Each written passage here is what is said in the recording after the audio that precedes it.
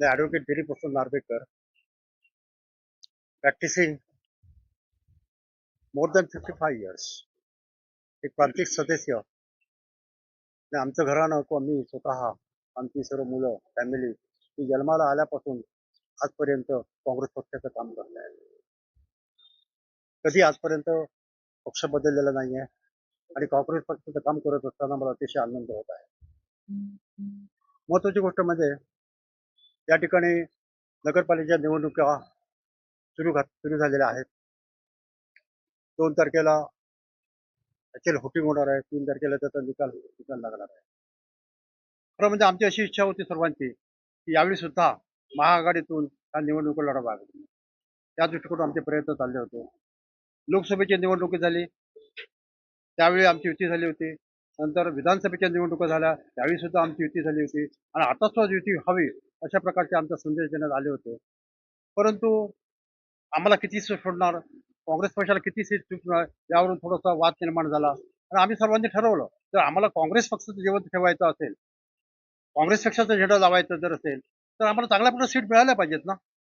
अध्यक्षपद हे जे आम्हाला द्या तुम्ही आम्ही सांगत होतो तरी सुद्धा आम्हाला अभिमानानं सांगतो वाटाघाटीमध्ये साक्षी वंजारी आमच्या त्याने हरकत नाही मी नगराध्यक्ष पदाचं निवडणूक लढवत नाहीये तुम्ही लढवा तुमचा उमेदवार आम्ही लढवतो पण आम्हाला चांगल्या प्रकारे सीट तरी द्या यावरून वाद निर्माण झाला आणि शेवटी आम्ही ते सोबळावर लढवत आहेत आम्ही सोबळावर या निवडणूक लढवत आहे आणि मला अतिशय आनंद होत आहे की आमचे सर्व जे उमेदवार आहेत 16 आधी एक जे उमेदवार आहे नगराध्यक्ष उमेदवार आहे ते हायली क्वालिफाईड आहे एज्युकेटेड आहेत आणि या सर्व लोकांनी आजपर्यंत या सार्वजनिक क्षेत्रामध्ये त्यांनी भाग घेतलेला आहे.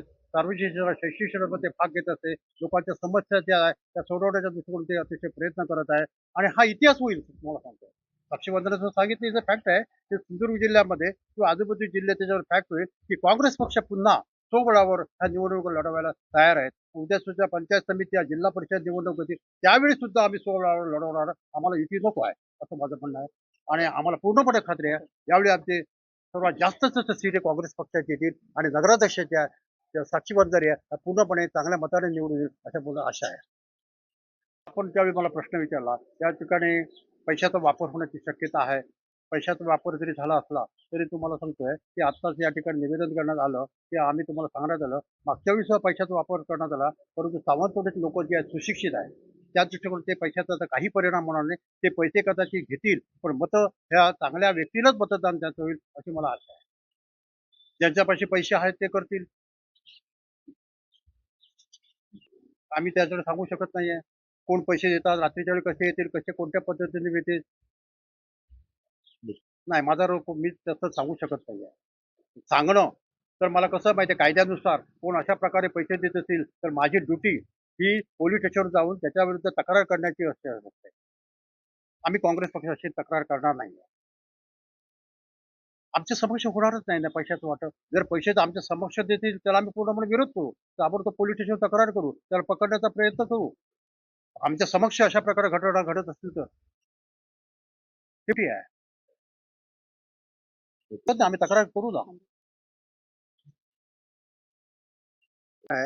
की आजपर्यंत संबंध सावंतवाडीचा इतिहास जर पाहिला तर या ठिकाणी काँग्रेसच्या पाठीवर कुठलाही त्यावेळी पक्ष नव्हता. फक्त समाजवादीचा पक्ष होता.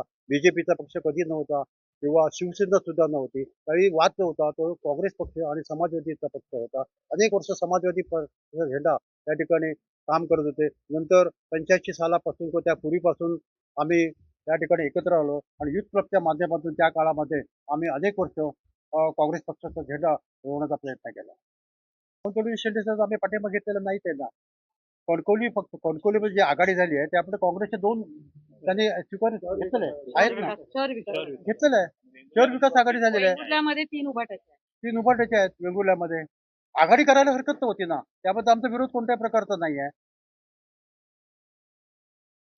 ते त्यांचे विचार आहेत बरोबर आहे त्यांना बोलण्याचा हक्क आहे त्यामुळे ते काय बोलतील त्याच्यावर आम्ही कॉमेंट्स करणं चुकीचं आहे. पण एक तुम्हाला सांगतो आज वेंगुर्ल्यामध्ये आणि सावंतवाडीमध्ये अन्य ठिकाणी सुद्धा चांगल्या प्रकारे काँग्रेसचे कार्यकर्ते काम करत असते ह्याच्यात मला अतिशय आनंद होता.